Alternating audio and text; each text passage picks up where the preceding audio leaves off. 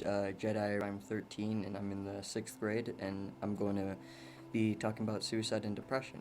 I I've looked up on Google and researched up, and I figured out suicide and depression is extremely common. Like 100 million people die of 100 million people die per year of suicide, and 280 million people are affected by depression. There's actually around like five types of depression that are the most common. There's clinical. It's mostly lost in interest of maybe going outside, hanging with friends, and it's then there's another one that it's persistent depression disorder. It's a long-term kind of depression. It's not too bad or not less, but it's just kind of mid-range long-term.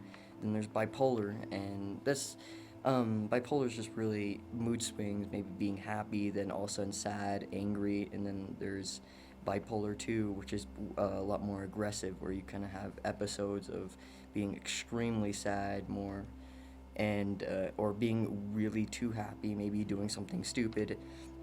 Then there's post patern after it's just after child birth. I don't think I said that right, but it's weird in how many types of depression there are and how common it is. And most of the time, it's maybe affected by trauma. It could be also genetic, or maybe for adults, unemployment, and it affects a lot of people. My opinion on depression is extremely.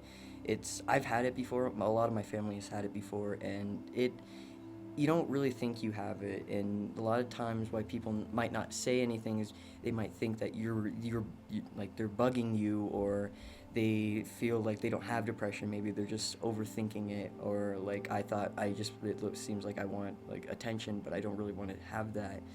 And it can just, if you keep overthinking it, and most of the time you're spent in your room by yourself, maybe in bed the whole day, and being left alone with those thoughts, it will creep up, suicidal thoughts, and after a long time you will try to act on it. A solution would be is kind of just thinking, like, if you're really deep, like going into suicidal thoughts, really thinking about how this will affect your family, like if how just think how everybody will be after you do it.